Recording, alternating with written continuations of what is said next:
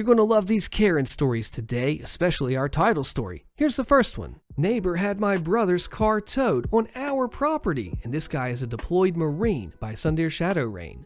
My little brother is a Marine and is currently deployed in Hawaii, and his car has been on our property for a while now because, well, he can't come and drive it since he's in Hawaii. This apparently gives Karen the idea to call a tow truck because it hasn't been moved since he left it. It's not even a terrible looking car either, but I guess it ticked her off that it was sitting there due to being a car that she didn't know. My grandmother's now dead truck has been there longer, but the entitled old Karen knows whose it is because she's seen her drive it. This happened between the time that my grandmother and I left for Costco and the time we got home. The old Karen called the towing company to tow my brother's car because, in her batty old boomer logic, after my grandmother went over to her house to confront her, it's been there for over 2 weeks and it's just sitting there, on our property, not hurting anything. Her husband, a nice neighbor, as crotchety as he can be, was unaware that his wife did this because he likely wasn't home, so he said that he wasn't sure when he had talked to us.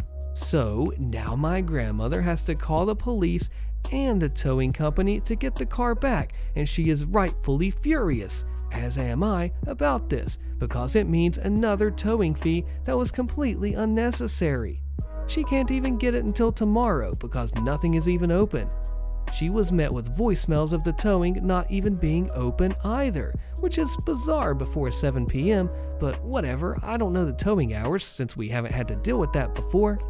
I absolutely hate the old Karen with a seething and unholy passion because this isn't the first time that she's attempted this garbage either. She's done this on other neighbors because she thinks she can police the neighborhood because of her corner house logic. I do not care how rude this makes me, but I will not be paying that towing fee, and I will not be letting my grandmother pay it. The old Karen will be paying that because it was none of her business to be nosing her old face into things. I don't care if you're old, you do not stick your nose in someone else's business and life, especially if the thing in question is on someone else's property. I will take this woman to court if she refuses to pay for this because she had no right to do this. I mean, what was my brother supposed to do? Be all like, oh hey guys, it's been 2 weeks. Let me go back to my grandmother's and drive my car around the block. I'll be back on Monday with all the flights. Yeah, as if his CO would allow for that just because of Karen. An update. My cranky and tired butt marched over to her house, she was awake and outside, and ripped her a new one about keeping her nose in her own crap and to pay for the towing or I was going to take it higher up and nail her for illegally having it towed. She's paying for the tow truck reluctantly. I haven't slept. Thanks, Insomnia, you're a pal. So I have no craps to give about being cordial or polite with this bullcrap. Entitled people need to mind their own dang business and leave people alone. This commenter points out that the towing trouble could have gotten in legal trouble too. Do you agree? If the towing company gives you trouble, remind them that they removed the car from private property without permission of the property owner. So they actually stole the car, and you will be calling the police on them if it's not returned immediately. Just because someone calls them to remove a car, they need proof that it should be moved first. 100% true. Also, a tow off from private property requires a signature, at which point she was impersonating the homeowner. Felony charges there. Maybe a little fear will stick her nose back into her face for a day or two. No hope for a permanent solution. I'm sure she truly thinks she is helping. Would have you pressed charges on the Karen if she didn't pay? Let me know. Entitled Karen doesn't believe I have surgery, posted by Future OK 6751. Good grief, by this title alone, this is going to be freaking insane. Here we go. This happened about 10 years ago. I was 22 at the time and had to have a knee surgery to clear out shredded cartilage from about a week after my birthday. This story takes place 3 days after the surgery. My mom, who's a nurse, this is important for later, my husband, boyfriend of 2 years at the time, and my best friend decided to take me shopping to try and get my mind off of the surgery and to pick up craft supplies so I wouldn't be bored while I was off of work. I should mention that it was an orthopedic surgery, so I didn't need to use crutches if I didn't feel the need and should be walking some. When we got to the craft store, not our first stop, my husband and best friend made me use one of the store's wheelchairs. Now I was being stubborn because I could still walk, just not very fast or as long without brakes. Since I didn't really want to be in this chair, husband and friend decided to make a game out of it. Like, who could push me the fastest? Now, you might think we are wrong, but let me state this was in the middle of the day, on a Monday, so the store was not busy, and my husband and best friend would check the aisle to make sure that the coast was clear. After one of the speeding events, I was looking at something in an aisle, and my mom pulled husband and best friend away to look at something else. It was something that she thought I would like, and she was going to get it as a surprise for me. Well, I decided I didn't want whatever it was that I was looking at, and then I stood up to put it back. This is when Karen appears berating me for using the wheelchair as a toy, and how there are people who actually need it. I am calmly explaining that I just had surgery and that's why I'm using it. She then goes on and on about how she saw what my friends were doing and that I'm obviously lying. I explained that they were trying to make me feel better and I would tell them to push me normally from now on.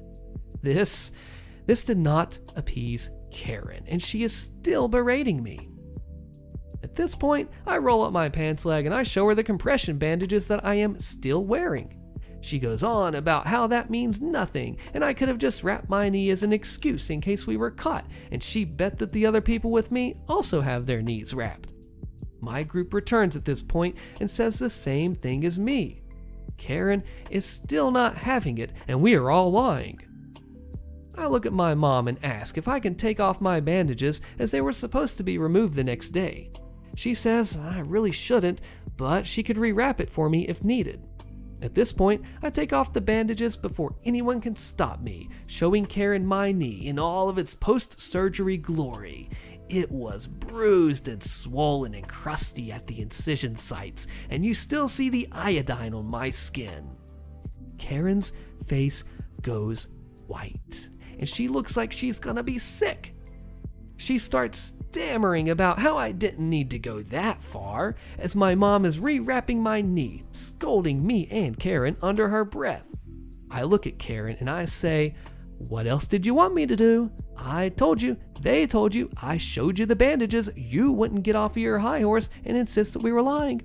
At this point, a staff member comes to check if we need any help, and then Karen runs for the door. We had a pleasant rest of our day and stopped for ice cream on the way home. Now, as a clarification, we were not running, drifting around corners, using the brakes while moving, doing wheelies, or having more than one person in the chair. What we were doing were speed walking with clear aisles and seeing how far I would go with one push from a dead stop. We were still very careful with that wheelchair. Entitled mother assaults me after her daughter steals my candy, posted by Call Me Destinova 42. Here we go. This happened almost 6 years ago. I had just turned 20. At the time, I was a college student with no job, but I occasionally worked as a babysitter. It wasn't anything too serious, and I charged, almost nothing, but I was good with kids and the parents liked me. Plus, it was the first job that I ever had, so I was proud of it. During vacations, I went to the mall with 3 of my friends to see Spider-Man Homecoming at the movies. We got there early and decided to stop at a toy store so one of my friends could buy a birthday gift for his cousin. There was a candy kiosk nearby, and I wanted to get some for the movie, so I told my friends to just go ahead without me, and I'd meet them in the store. As I was buying the candy, the store was giving out samples of a new product. It was some kind of long chocolate stick, think Pocky but thicker, and they gave me one for free, and I left. I bit into it once or twice and went back to the store to meet my friends. As I was walking through the doll aisle, I passed by a little girl about 7 or 8 and her mother, entitled mother. I put my hand that was holding the chocolate down for a second, and seconds later, the girl came up to me, quickly snatched the candy from my hand, and shoved the piece that she'd broken off in her mouth. I yelled out a quick, "What the heck?" careful not to swear at kids, which got the entitled mom's attention. I explained what had happened to her. To my absolute shock at the time, the mom seemed to be angry at the daughter at first, demanding she'd apologize to me. But the girl was making excuses. She was hungry, the chocolate was right in front of her, she wanted it more than me, and she seemed to think that she had nothing to apologize for. As she proceeded to tell Mom that she'd done nothing wrong, entitled Mom said something along the lines of, I know, honey, but we don't want the lady to call security now, do we? What? Entitled mom, who we'll now call Karen, turned back to me and said, I mean, really, my daughter, she's just 8 years old. You're a grown woman. You shouldn't be making such a big deal about chocolate. I pointed out to her that, well, if she wanted candy, they could literally get some for free at the kiosk herself. There was no need to steal mine. Karen continued to defend her daughter, insisting that, well, I might as well just get more chocolate myself. I was ticked, but I didn't want things to get blown out of proportion. For some reason, though, I had hoped the daughter would at least begin to understand why she couldn't go around stealing people's food. So I said, ma'am, I'm trying really, really hard right now to be patient. I'm a nanny, but how could it possibly be okay for your daughter to steal candy from a complete stranger like that? Next thing I know, my face was burning and there was a large handprint across my cheek. Karen had also had large rings that almost broke my skin. She was screaming at me, but I was too shocked to pay attention. One of my friends heard the commotion and came to see what was going on. I told him that Karen had slapped me, so he called security. Before they could arrive, Karen told her daughter not to tell them anything. Me and my friend exchanged looks and silently agreed that we'd be better parents in the future. The Paul Blarts came and escorted Karen and her daughter out. I later found out that they'd been banned from the toy store for their troubles, and that was more than enough for me. I ended up buying more chocolate sticks. Jeez, I hope that kid turned out okay. Oh man, the title of this story just screams out nasty Karen. Here we go. Entitled sister-in-law stole our baby name and now she regrets it. Posted by Dad Who Stood His Ground. Oh, here we go. Hey y'all, longtime lurker and all that. This is a throwaway account. To cut to the chase, my wife and I spent 4 years trying to get pregnant before the wrong side of 35. We're currently 33 respectively now and are blessed with a wonderful infant son. My wife has a younger half-sister that she has been low contact with for some time. The woman is entitled and toxic and also her mother's golden child. We've refused to let her or my mother-in-law in the house since they both blatantly tried to make off with my wife's jewelry box a couple of years ago. The box contained a lot of valuable jewelry inherited from my wife's grandmother. Said jewelry is now in a safety deposit box as per my suggestion. My wife and I had nearly given up trying to conceive when it suddenly happened, and we were ecstatic. After we found out we were having a boy, we started looking into names. I ended up suggesting the name of my Scottish grandfather, and my wife loved it. So that's the name that we settled on. Oh, but we made the mistake of posting about it on social media. Well, no surprise to the stereotype in this mess, my sister-in-law was pregnant too, and was months further along than my wife and also having a boy. She decided to claim my grandfather's name for her own son. Oh, and not just the first name, but the middle name too. We called her ticked over what she was doing, and she smugly told us there's nothing we can do about it. Which she was, well, sort of right. There was nothing we could do about it legally, as it's still not a crime to steal planned baby names. We realized that drama was exactly what my sister-in-law wanted, and she thought that by taking the name for herself, we'd not be able to use it. I laughed and told her that while what she did was dirty and underhanded, we would keep our chosen name, and she could just deal with it whether she decides to go through with copying us or not. Well, my sister-in-law's baby daddy called me and said I was an unreasonable jerk for still wanting to use the name after sister-in-law claimed it. I said, hey, she claimed nothing, man. And since we couldn't own the name, then neither could they. Before he ended the call, he threatened me by saying I'd be sorry if we didn't change the name, and then he hung up before I could even respond. Months later, sister-in-law has a healthy baby boy and names him my grandfather's name. We did not show up for the birth, both because of the pandemic and because, well, we simply didn't care to be there. Sister-in-law called us wanting congratulations, but we told her that we simply didn't care, and that if she was still insisting that we change our baby's name, then she'd be in for some big disappointment because we were not.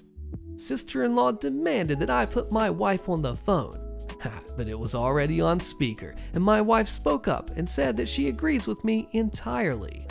We weren't changing the name. Sister-in-law hung up on us, but soon started sending emails with text walls of names, even suggesting similar ones. I responded back that the name was from my grandfather, and that's why we were not changing it. She shut up, and we didn't hear from her again till after our own son was born. 2 months later, we were blessed with our son.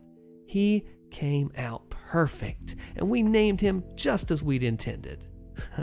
Well, no surprise, my sister-in-law called us a few days after the birth to scream in our ears that we copied her son's name. I pointed out that she was the real copycat since she had no familial ties to the name and we did. And anyone who looks at our family trees could see that. Then my wife spoke and said, after the attempted theft of her grandmother's jewelry, she no longer considered sister-in-law her sister and would have nothing to do with her nephew either. For months, we were bombarded with messages and emails from my wife's side of the family. Half were on our side after finding out the whole story, and the other half were not. And sister-in-law's baby daddy, true to his word, showed up at my door to make me sorry. I'm not sure what his plan was, but I pretty much towered over him. I'm 6'1", and I'm well built from regular exercise and 3 trips to the gym a week. He, on the other hand, he was very skinny and about 5'6", with a baby face that was badly hidden by a slim beard. I told him my house has cameras and to get off of my property and never come back. He just yelled a few obscenities at me and drove off in his beat-up old car.